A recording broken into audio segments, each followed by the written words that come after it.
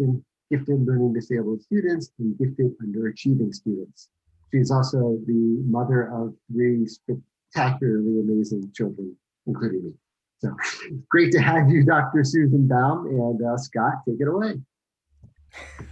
Thank you for that great intro, John. It's so great to be with you all today in our final episode of the season, critical conversations about cognitive diversity. Also to not just punctuate and end the season of this, but also to end this horrendous year. Wow, what a year! You know, when I started off this year, January, I was fresh-faced. I excited to be the new science director of the TUI Center. I came here to Los Angeles. Little did I know I would still be in the same Airbnb almost a year later of that same year, never returning to New York, and doing virtually this series. So this series has been deeply meaningful for me this year, and I really hope it's been meaningful to all of you who've been. I see already some faces of people that are the regulars of this, and I just want to really thank you. And we really hope this series has offered you a lot of value. I'm really excited to have Susan here today. Susan, I count her as a dear friend and colleague, but she's also just such a passionate, authentic supporter of these children. You know that this whole series is about, a neurodiversity, a true legend in the field. So, Susan, thank you for being here today with us. My pleasure. So I look forward to talking today because I never know what we're going to talk about. So it's always lots of fun. Me neither. I was also, first of all, I wanted to ask if everyone could turn on their cameras, if you're capable of doing so, and your introversion is not 2 standard deviations above the mean. I would understand if your introversion was 2, 3 standard, 4 standard deviations, don't turn on your camera. But if it is comfortable to you, please do so, because it allows us to offer this kind of intimacy. And also, please type things in the comments section as we go along. I want this episode today to really, I want us to go out with, strong. So let's really keep this interactive as much as possible. So yeah, Susan, we very rarely know what's going to happen when we talk, but it's always something good. 98% of the time, it's something good. I do want to start out, why are you so passionate about 2E kids? Why is that the mountain, the hill, that you're on? It could have just been giftedness. It could have been kids with learning disabilities. It could have been any other thing in the field of education. Why do 2E children light you up so much? They're the most interesting kids in the whole wide world. All the others are very boring. These are the most exciting, interesting, creative, and I think these are the kids that need advocates the most.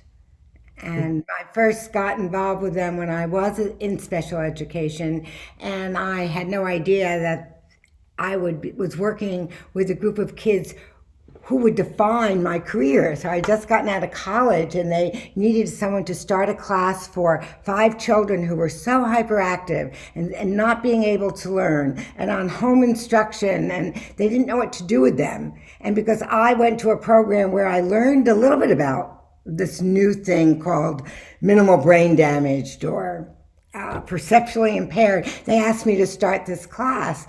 And and again, after 2 years, I said, that's it, I've got to go do something else. Because I was beginning to think they were normal. I had to go teach other kinds of kids, but they were always the most interesting and the most difficult to try to find the right pathway, because they're so bright, so creative, and their challenges are equally demanding. Absolutely. Growing. Well, first of all, are you 2E? Are you 2E, Susan? I've never asked you that question before. No, I don't think so. Susan just gifted. But, yeah. I didn't come to it from any kind of personal place. It was just that when I was going to school at Syracuse University, and they were known at the time for their special education program. And I always liked teaching. So I thought, well, why don't I do something in a place where I'm going to get exposed to the best ideas and the new ideas. So I kind of fell into it that way, but not. And I didn't understand gifted at that time at all, nor was I interested particularly in the bright side of the kids. It was always, what can we do to get these kids to learn? And my major was really in teaching kids who we called at that time mentally retarded. Mm. Now that was those were the good, kind words, because previous to that, they were called imbeciles and idiots and morons. Horrible, horrible history in our special education field. And so we were making new inroads when they discovered a new kind of kid that didn't fit into emotionally disturbed or fit into mental retardation. It was these bright kids. They weren't reading. They weren't learning. They weren't fitting in. And so they were doing some innovative programs. So I knew about them, but my major was still in mental retardation. Yeah, that was a term that other kids used for me when I was a kid. A lot of bullying, and one of the main things that I think of growing up too, was just this dual identity aspect to TUI, where you feel like you're something is really fundamentally flawed with you, but then you also feel like confused by that, because you're like, well, if something's fundamentally flawed with me, why can I learn quickly in things that I'm passionate about, and when you counsel TUI children, Sue, and have you seen up close that duality of identity?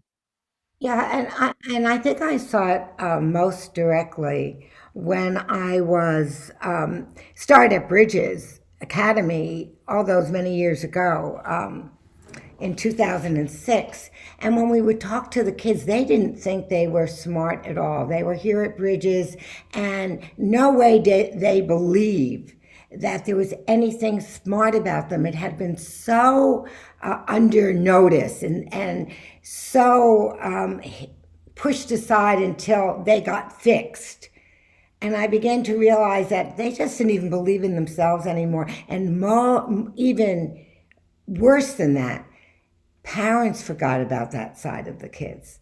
And they were so worried about making their kids normal, whatever that meant, that when you would start saying, but did you know your child was so smart? And they would start to cry at times. And they would forget about that wonderful, brilliant little person in that body, in their, because their whole attention was, how are we going to fix these kids? So that was really profound. So not only for the children, but for parents as well. And have you found that offering to parents this metaphor of yours has been helpful? Can you please tell people about the green metaphor? Agree. Yeah, and I guess the more I was working with these kids and the more I did research on this population, we began to realize that these kids form their own unique group with their own unique characteristics. And Scott, you kind of hinted at it when you described yourself. Because you were so smart, you were able to see this discrepancy and be curious and by it and be confused by it. Because you were bright, you were able to best question this discrepancy. And so we began to understand that when these kids in their gifted world, when they're so bright, and we call it yellow and shiny, all these wonderful, wonderful traits come out. And then in their other world, where they find learning difficult, where they find following school rules traditionally difficult, we call that their blue world. We see a whole different person, but the issue is they're in both worlds all the time. And because they can't leave their gift on the doorstep when they're in a remedial class, and they can't leave their challenges at the doorstep when they enter a class for the gifted, they are constantly confused, and it brings out other traits like oppositional defiant, depression, using their creativity to avoid tasks, to survive a system that's not meant for them. So they're always in this middle ground, which is really green. It's a combination of yellow and blue. And that's our metaphor, the metaphor of green. And depending on the environment, they're yellow-green because it's an environment that's more conducive to how their brain is wired, or they're really blue-green when they're in an environment that's so hostile to who they are. Absolutely. And Megan Mather put something in the chat box that I was just going to bring up. And that's that we both share this affinity for positive education. It's an emerging field, which you actually, before positive, I mean, you really created positive education, let's be honest, but then it got branded, in the last couple of years. Martin Seligman's like, we have positive education, but Sue, you've been looking at the positive side of special education for quite many years, right? It occurred to me, I was a learning disability specialist in a school in New Jersey. And one of my roles was to start some gifted programs. I knew very little about gifted. And I took a course in gifted. I went to a couple of conferences, and I realized as the learning therapist, so many kids with IEPs had this really, really bright side to them, and no one was paying attention to that.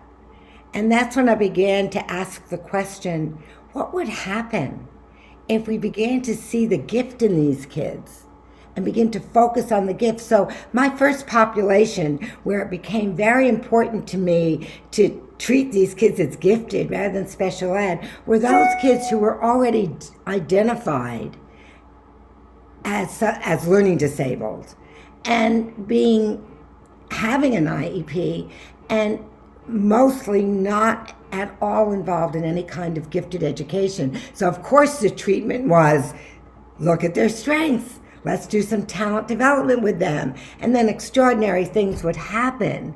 Extraordinary things. And I think because I started with that population first, not those who get identified as gifted and then we realize that they are challenged and they need more support, I think talent development became such an integral part of my philosophy of education because that's what was missing. But you had that foresight to see that was missing, and it's interesting because that's not so obvious to all educators, particularly in the special ed classroom. I felt like, and I want to be very respectful of special ed teachers, those who work primarily with children with learning disabilities. But I have personally found that in the 2E work I do, it's usually the gifted education community that embraces it more passionately and enthusiastically. And I'm trying to wrap my head around that. And I'd love to hear from anyone in this, if anyone's in the field of special education or has experienced that themselves as well. I'd love to hear their thoughts on that. It connotes to me that we need to do a much better job putting more of a positive gifts focus in the special ed field, because it has already been part and parcel of the gifted education field. It's in the term gifted education, right? But how can we have like gifted special education? I just made that up. Gifted special education. What do you think of that? Yes, let's do it. Oh. I was a special ed teacher working with these kids that way, but a lot of projects that I worked on and grants and research grants in the state of Connecticut when I was a doctoral student, gifted education happened to be under special education in Connecticut. And so we had a lot of these little projects where we were working with these kids, and we would give the special education teacher permission to do something different one day a week sometimes. And then let's change what we do one day a week.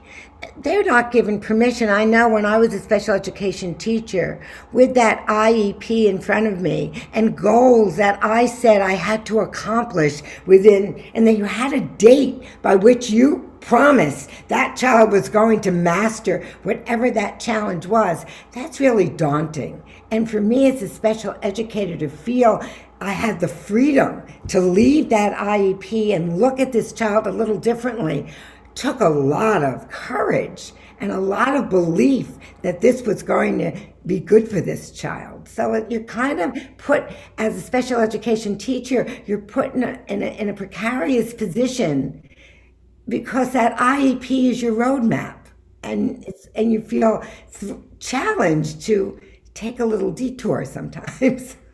That makes a lot of sense. I think there's a lot of good intentions. I don't want to connote it all. There's ill intentions. In this field of special education, I think that a lot of teachers might have their wrist tied to a certain degree by the administrators, and the results they have to show in terms of remediation is considered the priority. But I just wonder what we can do to move the levers a little bit and expand consciousness at the administration level, so that the special education teachers can feel greater freedom to dare look at a child's creativity. Yeah, that's like, it's like taboo. It's taboo, but why not? And Scott, it's even sadder. You're almost taught as a special educator, almost, that you are to help get the kids to come up with the one right answer. You're to teach them convergent thinking when they're really very good at divergent thinking. I always make the example that they can come up with 25 reasons why they don't do their homework. And as a teacher, you're saying, I'm sorry, we don't accept that. Your role is to do your homework. Let me help you do it. So in their most creative moments of divergent thinking, of fluency, flexibility, originality, we're saying, stop it, go back to that convergent one right answer thinking. You're right. And, a lot of people get branded as troublemakers instead of creative. I was in detention quite a bit as a kid. I used to be like the class clown. That was my way of acting out. I'm sure people are shocked that who know me personally as a friend.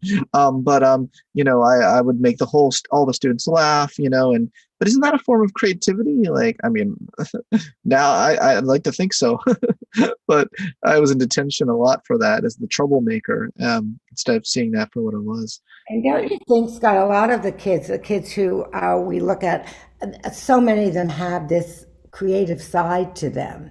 Yeah. They might use it to survive a system. It may come out negative ways. And teachers never study creativity. It's not a course given. You and I teach creativity. I teach a graduate course. People said there's a course called creativity, and it's really, it's not looked at as a real discipline with research behind it. And I love it when you talk about the imagination network. And that's not typically part of what we learn when we're taking courses in education. Yeah, it's a shame that it's not a standard part of the curriculum. It's a real shame. Sarah Pauline Finch Jackson, who has 4 names. That is cool. That's even more badass than me. Has 3 names. Scott Barry Kaufman. What country are you from, Sarah? I was just curious because you said that's not what we do in my country. So I was just curious if you could. Yeah, that's the TUI in me coming out. I meant county. I think I'm in Montgomery County, Maryland. Oh, county as opposed to country. Sorry, I read it as country. Sorry. I'm sorry. County? Maryland. Montgomery County, Maryland. There's a Montgomery County in That's strong. That's where the original research was done when I was up at Syracuse. It was done with teachers from Montgomery County, Maryland. They were always had great people in gifted education. They were the first to have classes for 2E. Not only is Maryland a state that pays attention to 2E, Montgomery County does a great job. Well, thank you. And one of our amazing teachers is actually on the call here too. She's on there as Payne Yole, but Yolanda Payne. She's been a teacher in the 2E program for 12 years now, more than that. Oh, teachers, I don't feel like get enough credit for the work they do. It's a real shame. Thanks for joining the call. Yes, thank you. And Susan, most of your books are required reading for all of us, so good to be on the call with you. So this person who was coordinator of Gifted for a long time in Montgomery County, her name is Laura.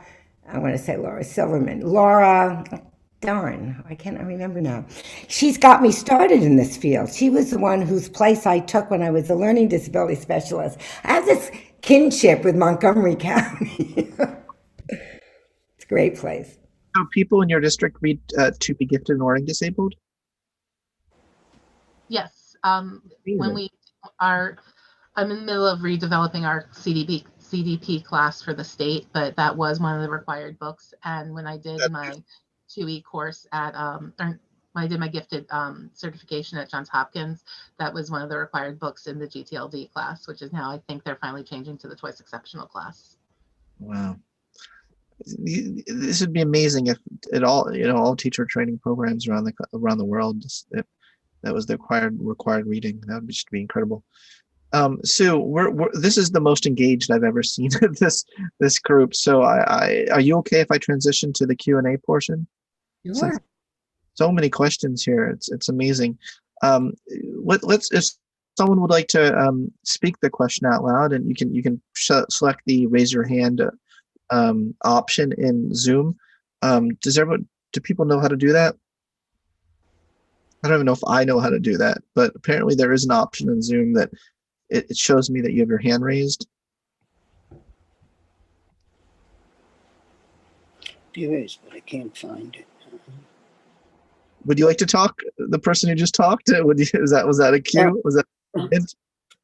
Okay, I can't find where it is, but I am I'm retired, but I have been special education teacher in New York City. I was also the transition coordinator for the borough of Manhattan. And I work mostly with high school age kids. It's called District 75. It was, I don't know what it is now. And it's all special ed, the whole district. And it's in every borough. But in any case, so I've had that experience. And mostly I worked with severely learning disabled kids who were, if you looked at them, had no issue except that they had learning disabilities. I also have a grandson who's 2E. So I kind of see both sides of that picture. And what I've just discovered, because I've done a lot of personal research because he's 2E, and I've discovered that there is hardly ever, at least in my experience, a focus on the strengths of a special education child. They're always on the disability and everything. And I've worked very hard to try to change that. But most of the time, that's what I find, that the focus is on the disability and not on the strengths. And I think that's a terrible way to look at it. Thank you. It's a terrible waste of potential. Yeah. Yeah. Just to let everyone know about the waving hand thing, you just go to participants, click on participants, and it'll open up a side screen with all participants' names, and there's a raise hand emoticon. So I just, and that's okay. I just raised my hand. So does that make sense? Please raise your hand so we can give you a chance to talk. Thank you, Judith. Did you have is that it, or did you have a question as well, or? Well, my question is, why is it still going on this way? Why isn't it changing with the focus on strengths rather than on disabilities? Because we haven't gotten Sue's book out to the right number of people yet. So that's why. But let's, there's a famous quote. I forget who said it. Never underestimate what a small number of people can do to change the world. I think that just the fact that we have 67, there was 68. I wonder who that one person was. Now we have 67 people in this room. It's every single one person who gives Sue's book or talks about even this kind of series, or talks about the work, the advocacy work that Bridges does, and the training, even the PhD program. Tell people about the training program. In fact, I wanted to give Sue a bit of a chance to talk about the world's first ever graduate program in cognitive diversity. And a lot of our graduate students are sitting right here in this room. We should get them to talk about it. But we talk strength-based. We're very excited about these people sitting here right now. You would think they heard me enough. Why they're hear both of us enough, right, Scott? Oh, yeah, we have a certificate program, and that's a great program if you're a special education teacher to have a new way to look at these kids. We spend time thinking about neurodiversity as a movement and the positive things about neurodiversity. Tom Armstrong has been one of our professors who's written great books about let's look at what's positive about being dyslexic, not only what is that there's problems reading and spelling. That dyslexic wiring also seems to go along with wonderful gifts and talents, and we just don't talk about it. So we talk about how we can identify strengths and look at kids from a strength perspective. And what's going to happen here at our center, we've developed a system called a suite of tools.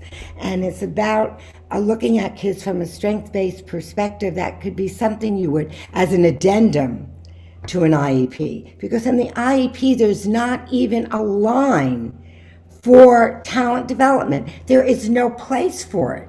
So to say, why don't teachers do it? It's almost that IEP is one of the reasons they don't do it. It meant to be doing a good thing. But the way it's implemented and the way we look at it as being held accountable by what's in it, don't you think it, Judith, don't you think it sometimes kind of handcuffs you to a remedial curriculum, even if you wanted to try to do something differently? Absolutely. That was my concern. There's no way to focus on it. So I The door is like closed. kind of gives you ways to become an advocate and to begin to go to an IEP meeting with a new lens to look at kids. And the center is going to launch a new initiative where we'll do that strength-based assessment and write up a report for families that they could present at an IEP meeting that would just be a way to enrich that IEP. Because we really are as frustrated as you, Judith, because even our own students are saying, I can go to the meeting and no one listens to us. So this is a really, really steep hill to climb. And then we have a master's and an EDD degree in the same thing so that leaders can begin to make different policy and change some of the ways we've done things for so long. Thank you very much. So would anyone else like to raise their hand? Also, if you put it in the chat box, raise hand. that'll also do it. That'll also do it. I have a question. I have quite a few hands raised. Oh, I had something to say just in response to the previous comment. Who is this? Hi, this is Tova. Can you not see me? I see you. Yes, now Hi. keep talking. I was just gonna say I had a so my son has an IEP and he's 2E, and I've noticed that a couple of the teachers, the people who are working with him, are actually doing an amazing job of focusing on his strengths. And it made me, like, for instance, he has an occupational therapist, and at first he was very resistant because it's over Zoom and it's very difficult with him. She immediately honed in on an interest of his and on the fact that he likes to see himself as a teacher rather than a learner. So every week when they get on, she created this like Pokemon map. They have to search for Pokemon, and in their search for Pokemon, they do the OT exercises. And it's gotten to the point where like that's all he wants to do. And she actually told him that she's using his Pokemon map she's sharing it with other occupational therapists so they can use it to work with their kids. And it would be great if there was some kind of interactive database where people like her who have found creative and effective ways to reach these kids and focus on their strengths could share those plans and tools. That's all. That's enough. That's good. I think there's, and to check with the TUI News, that they have these wonderful TUI News that comes out monthly, where there should be a teacher column with suggestions like that. I think it's great if we can share success stories, because not only does it spread the movement, but it also we need a group. We need our own support group that we're doing a good job. Absolutely. I don't see any hands raised. Do you, Susan? Why do I not see? But other people see hands raised. Why can I not access raised hands emoticon? Do you see hands raised? Maybe you need to be shared host. Is Scott a shared? Is he a co-host? Stephanie, See do you next see to hands the raised? name on the participant column, if your participant window is open. Oh, yes, there's hands raised in the participant column. Excellent. It looks like everyone's hand is raised. Okay. Oh my gosh. I'm going to go with Lynn.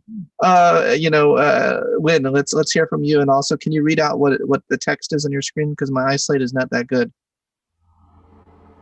Oh, are you talking to me, Scott? Sure am. Lynn. Oh, hi, everybody.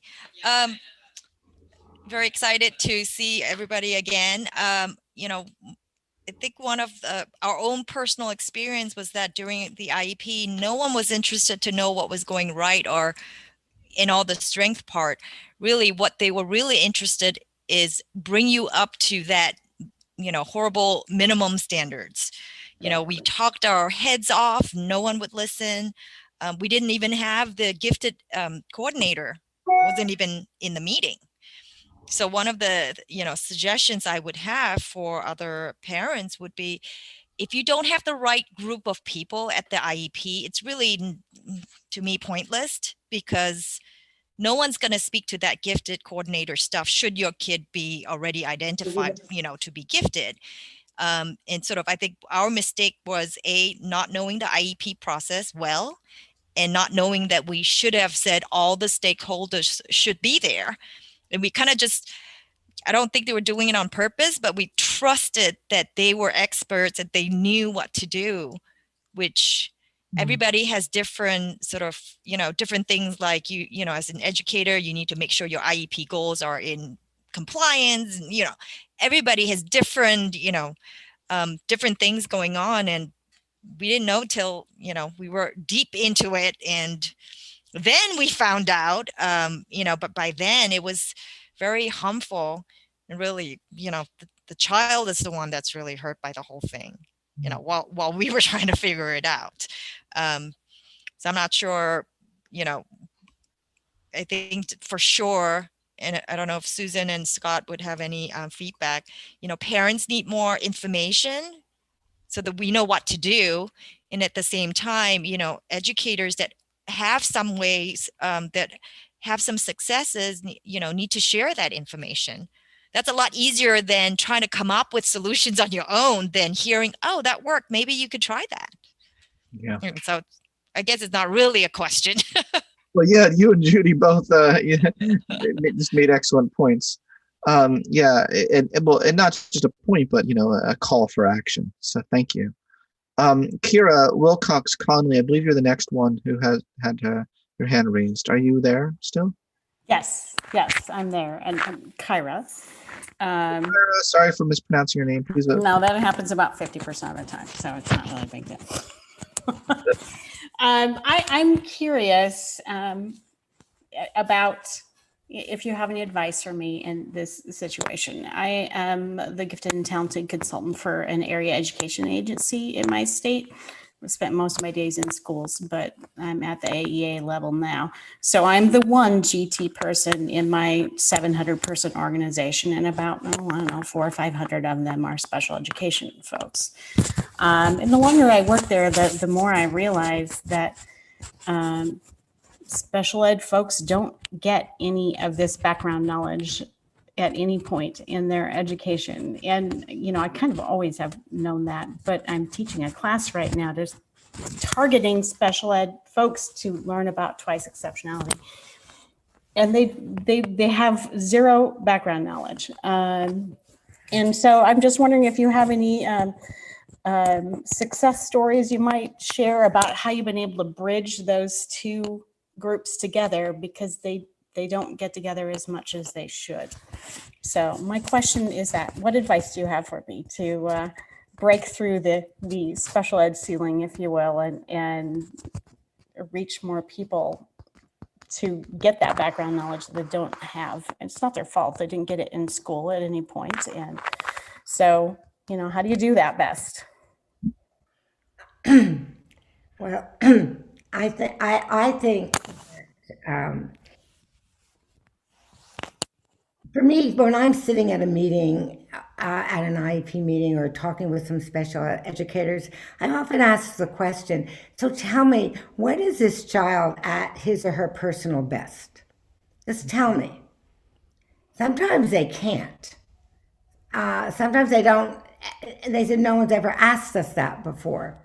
I said, because you know what, with all my training and all the letters after my name, I know better than any test I can look at. If you tell me when we do a drama activity in the classroom, this child pays attention and it's brilliant, or when we're talking about science, this child is brilliant, I can tell you then you need to do more of that. And it's not rocket science. That child is not only might be interested in that might be one reason, but it's more than that. Somehow that's how their brain is working. They see the world visually through their art. So how can we integrate art to make that child learn better? So sometimes by making it very practical and making it about seeing the child improve, they at least have a different way of looking at children. I think one case at a time. If a special ed teacher is willing to pilot a program with you, let's do enrichment one day a week, and you get them to try some pilot programs, and those success stories will help you forge a path.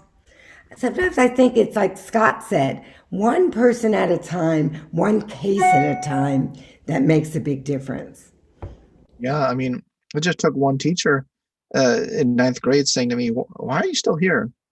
That changed my whole life, So sometimes it's just a matter of asking the student a question that they've never asked themselves, or that no one else has asked them, and so being on the lookout for that hidden potential is a big one. But it's a really, really great question. So Nancy Coleman, I'd love to hear from you, Nancy. Are you here somewhere? I am here. Thank you so much for having this conversation today. And hi to Susan. It's been a while since I've seen you. How you been? My question has to do with the pandemic, actually. I'm hearing some anecdotal reports about kids who are actually doing better learning from home. And it seems to often be kids who struggled in school, but in the school environment, but are doing better not in the school environment. Kids who were bullied, or kids for whom the pace of the classroom was too slow, and they are doing better when they can supplement with their own interests at home.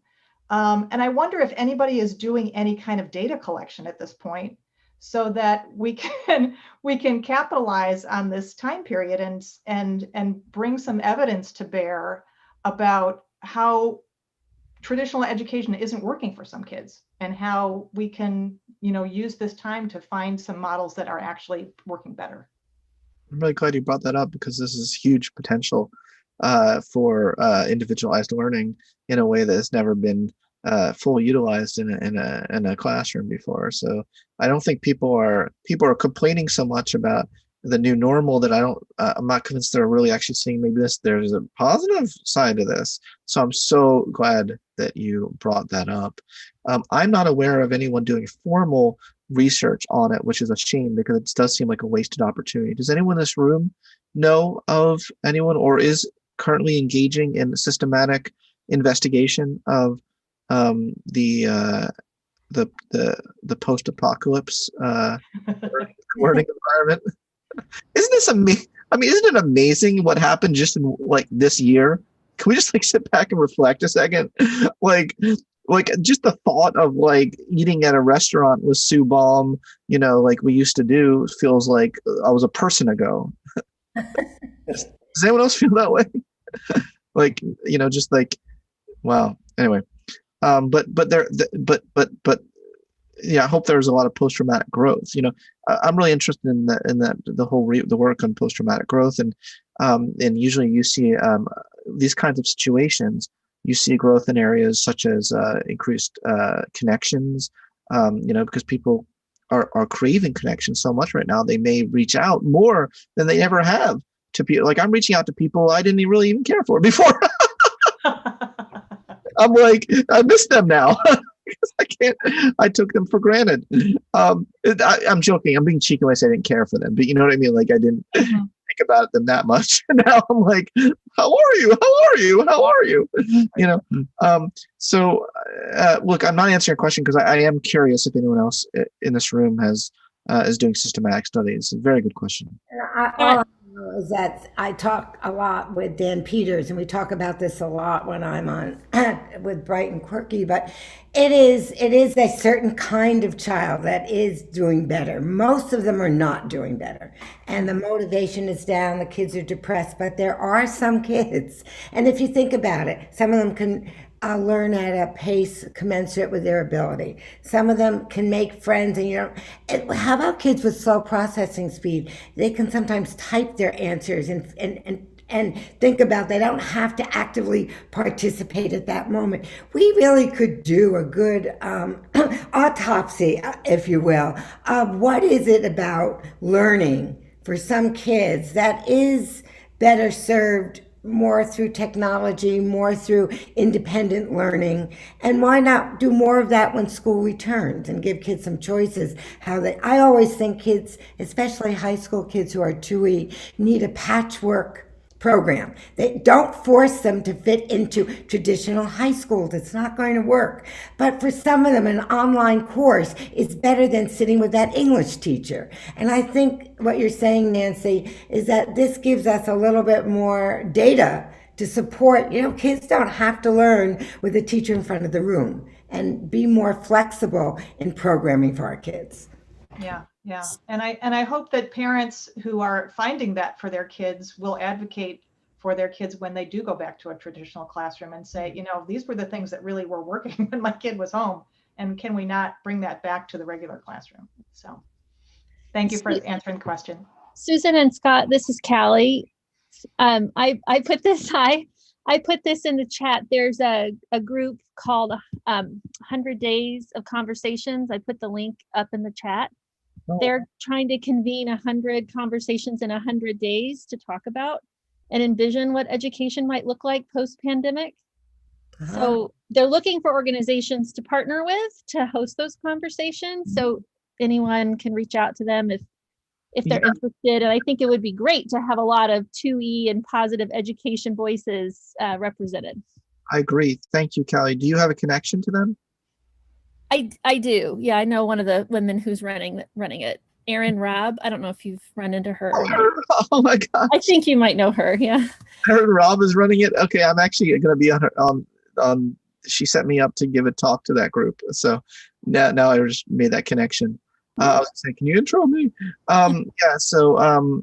I'm looking for people to partner with. I actually haven't made this announcement. Only on Twitter did I make this announcement, but I'll make it right now to you all. I'm starting the Center for Self-Actualization and Creativity. Starting a new center, and just filed the corporation last week. So this is really fresh. But I am looking for educators to partner with the center to kind of build up the education arm of it for the dissemination of the science of exceptionality. So that they will. I'm going to reach out to Aaron because that looks like a great partnership. Arturo Chacon. Yes, I'm sure I fundamentally mispronounced it. You said it very, very well. Thank you. I have a question. My wife is also on the call, but she's very shy to ask. I'm in Spain and she's in Montreal. We have a 2E child. He's 9 years old, and my wife and I disagree on one thing. He has to follow the curriculum for homeschooling in Canada, and Quebec specifically is very, very, very strict. And so far that they will send social services after you if you don't follow it to the letter, and send them to school. I see how he lights up when he's doing science with my wife, and he's doing all the things we accommodate, and he's a different child. And I see how it's leaving a scar on our soul to do traditional school, even homeschooling, even with adaptations. What we disagree on is, I say to my wife that we should do only the fun and the learning that he thrives with, and don't follow that curriculum. Darn if they try to send us to school. We moved to Florida. I'm a resident of Florida, or we moved to California. That's I don't know. I find a job near bridges.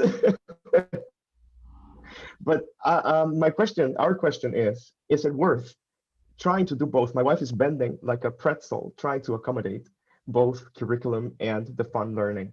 But from far, I'm working far away right now, and I see it, and it breaks my heart to see how it's breaking her by working so hard to convince him to do the school that it's not for him. Mm. Well, my thought is people are going to say, well, you have to learn to do things you don't like and do things that are hard. It's really not what you're saying here. Education should be joyous. All the neuroscientists are telling us that you have to be emotionally available to learn. And if you're anxious and you are overwhelmed by it, the brain is not ready to learn. So it's really not about avoiding what you don't like. It's about making learning so joyous that you will want to work harder, even if certain things are hard for you. So by teaching him science, I could integrate math, I could integrate the humanities, I could get that child to write. Why wouldn't you want that child to learn in the way that brings him such joy? And much more is accomplished. And when they're a little bit older and more self-efficacious and more confident in learning, they aren't as anxious about learning in ways that are not natural to them. So if school is doing harm, as parents, I think it's our role to do something about it. If you think it's doing harm, because why would we want to harm our kids? And that's not to say that child never has to write, never has to do math, but how do we do it in a way that's joyous? Yeah, he has 4 books written and published. But the school, the provincial school is he has to write this and this exactly like this. So and there's a reason for doing it that way, but that doesn't mean that we have to make everybody fit into that system. And if it works for most kids and they have a reason for doing it, that's what's doing it. But if it doesn't fit for your child and there's a way that's better, I think, as parents, we have an obligation to see how we could get that to happen more for that child. Thank you so much. There are a bunch of more people who have their hands raised, and I don't think we're going to be able to get to everyone. But I'd like to call on maybe 2 more people. So let's get Josh voice. Josh has been a constant source of goodness in these what are we doing here? Cognitive diversity meetings that we've been having. So Josh, you want to be one of the last voices in our series for this horrendous year? Absolutely. Thank you very much for the opportunity, and thank you for putting this on. My question actually kind of flows from what we were just talking about. I work at a high school for students, many of which could be classified as 2E. And by the time we get them, most of them have kind of gone through the trials and tribulations of public schools, therapeutic placements, so forth and so on. And so we need to kind of undo a lot of the distrust and a lot of the kind of scarring and bad habits that have accumulated. At the same time, these students are kind of on the path where they want to go to college, and we have to prepare them for the ACT and SAT and for college admissions. And I'm just looking for like a little languaging or a strategy how to reach parents and help them understand that we can still help and support students prepare for those types of goals and dreams while also not further harming them from a prescribed education model that hasn't worked from them in the past, but also realizing that college and standardized testing awaits them. Hand them a copy of Sue's book. Well, one of the things that we're fortunate, these colleges are doing away with these tests right now during the pandemic, and they're not requiring all these the ACTs and the SATs. Also, there are a lot of colleges that are doing away with it anyway. Sometimes we find that our kids don't do too badly on those tests. They do better than I always think they'll do on those tests.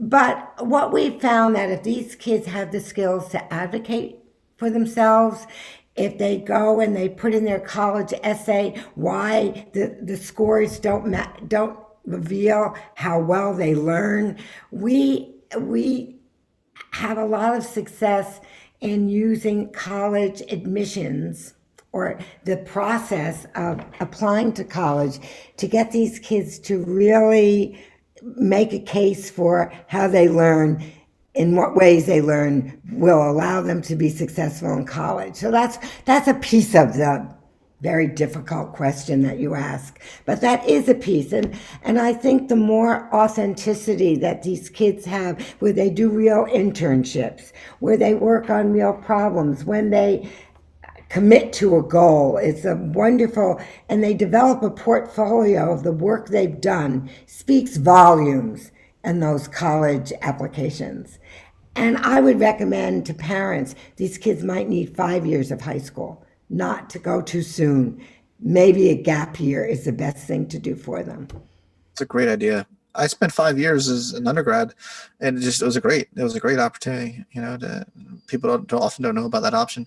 Last but not least, I see you over there, Kim Vargas. I see you. We haven't talked in a long time. How are you doing? Hi, sweetie. It's so nice to see you. I actually put my hand up because someone had mentioned, posted a question to ask Susan to address masking, and then as you said, there's so many different questions, but I think masking, particularly with a couple of people who've spoken who are in the public school system, this is a concept that is just not often considered. So I was hoping Susan it might be beneficial to hear, the many ways that 2E does present itself. So I was just going to focus in on a question that I thought was very pertinent that I saw in the chat. Thank you, Kim. Yeah, some of these kids look quite average in school because they work so hard to pass that they overcompensate sometimes. You have a bright child who is getting by because they work so hard, so they don't reveal that it's taking them 5 times as long to do their homework as anybody else would have done their homework. We have parents that don't let these kids fail. So sometimes the learning challenge is masked by the gift, and the child doesn't look at all interesting. They kind of look flat. And then sometimes the learning challenge is so great that you don't have a chance you don't see the gift. So in either case, the gift can mask the learning challenge, and the learning challenge can mask the gift. And what you see is a child you think is just average with no need for particular support. Is that what you're talking about, Kim? Is that what you wanted me to talk about? Well, yeah, the question was just in general to reference masking. And, I know, Scott, that you know this too, the psychological aspects of the masking and how these things present in high school when children's needs have not been met are really, they're just so complex. But I just wanted to make sure that question was addressed to whoever posted it. We need to hand out Susan Baum's book and Brene Brown's book to all kids with 2E so they can learn how to, and also, dare I say, my book Transcend. Am I allowed to say my book's valuable as well? But really, just the point here is having these kids feel like it's okay to be authentic. It's okay to be yourself, and that's really such a core point of this whole series. I'm feeling a little bit emotional right now. This brings us to the end of a crazy year, as well as a wonderful series that I feel like is such a privilege to be able to have this opportunity to host amazing people. First of all, big thank you to Susan Baum for being here today. Let's give Sue a big round of applause. But I'd also like to thank all the other speakers in the series. Donica Maddox, who I believe is actually here today and is on the call, and Matthew Lerner, Matthew Fugate, Jack Horner, and Fumika Heft, and our inaugural speaker guest was Dr. Gail Saltz. I want to also thank the behind the scenes. So Chris Waby has been amazingly helpful. Stephanie Coxon deserves a million gold stars. Thank you, Stephanie, for orchestrating this. You deserve so much credit. John Baum, who gave the intro today to his mother. Thank you, John, for your help. And Carl Sabatino, who I saw him somewhere here today. I think he probably has a fire to put out or something. I don't see him on the call right now. But when you're principal of a TUI school, you have lots of fires to put out, but you also have a lot of good that you put into the world. And Carl, I just have immense appreciation for him bringing me to Bridges in the start of this new year, and his continued support. So I just want to thank everyone who together made this possible, and then thank all of you for attending it. And we hope it offered you value. And if you ever would like to see any of the past episodes, I also wanted to say you can go to tuicenter.org/SBK/webcast. Or if that was too long of a URL, just type in TUI Center in Google, and that'll take you there. I'm personally going to be taking a brief hiatus from this series in the new year for self-care reasons, as well as so many hats. I'm starting to forget what hat I'm supposed to put on when, but we will be starting up again. So we're not getting rid of this series. Our next season will be in late spring. So please look out for that. And then finally, in the meantime, Chris wanted me to let you all know the TUI Center is developing panel discussions on key topics. So keep your eye out for that schedule. Thanks again, everyone, and early Happy New Year. Thanks, everyone.